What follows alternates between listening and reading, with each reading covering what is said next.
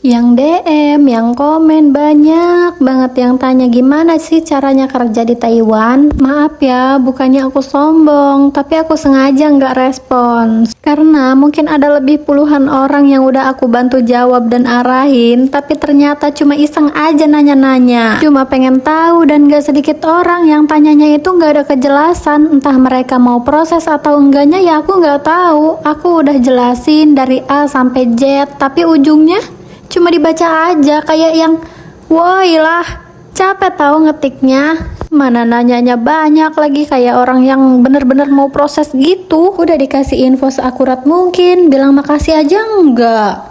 Kayak yang pas udah tahu ya udah gitu tinggalin. Sumpah kalian itu nggak sopan woi. Maaf emosi. Mungkin ini salah satu alasan kenapa orang-orang yang udah kerja di luar negeri nggak mau kasih tahu gimana cara kerja di luar negeri itu kayak gimana. Bukan karena kita nggak mau kalian bisa kerja kayak kita, tapi mungkin hal yang sama juga terjadi sama para TKI lainnya. Kalian nanya-nanya tapi nggak ada kejelasan, ngabisin waktu aja tahu nggak? Menurutku sih terserah aja kalian mau ke Hong Kong, Singapura, Malaysia, Saudi, Jepang, Korea, atau ke Australia sekalipun terserah. Udah deh, intinya aja kebanyakan orang pengen keluar negeri itu karena tergiur gaji kan. Ngaku aja udah, soalnya alasan aku ada di sini juga karena itu. Aku tahu betul cari kerja di negeri sendiri itu benar-benar susah banget. Upahnya pun cuma cukup buat tutup lobang gali lobang, iya kan? Sedangkan kalau di luar negeri bisa dapat gaji yang berkali-kali lipat, target bakal cepet terkumpul, bisa beli apapun yang dulu kita rasa nggak bisa dan nggak mampu buat menggapainya, nyenengin badan sendiri dan nyenengin orang tersayang. Pokoknya semua-muanya kalau soal materi mah pasti bisa didapetin. Tapi perlu diingat, kerja di luar negeri itu nggak seindah foto profil, bes. Bayangin aja dulu nih ya, kita beradu nasib di negeri orang yang satu persatu orangnya kita itu nggak kenal, bahasanya yang nggak kita ngerti, budaya dan kebiasaan yang sangat jauh berbeda sama negara asal kita. Belum lagi di sini kita nggak tahu apakah kita bakal dapat majikan yang baik atau sebaliknya. Gimana kalau kalian dapat pasien yang error? Karena kan lansia di sini itu sangat unik banget dan beraneka ragam. Jadi jangan anggap sepele lah.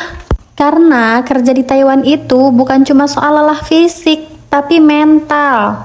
Ingat ya, mental. Jadi buat orang yang kesabarannya setipis tisu kayak aku, jangan coba-coba deh. Apalagi kalian yang bilangnya nggak tega ninggalin anak lah, nggak diizinin suami lah. Aduh, udah kata aku mah nikmatin aja yang ada. Selagi masih nemu makan, tidur cukup, dan tempat yang nyaman. Kalau mau tahu mah, di sini banyak minusnya, beneran deh. Enaknya cuma sehari doang, pas gajian, selebihnya stres.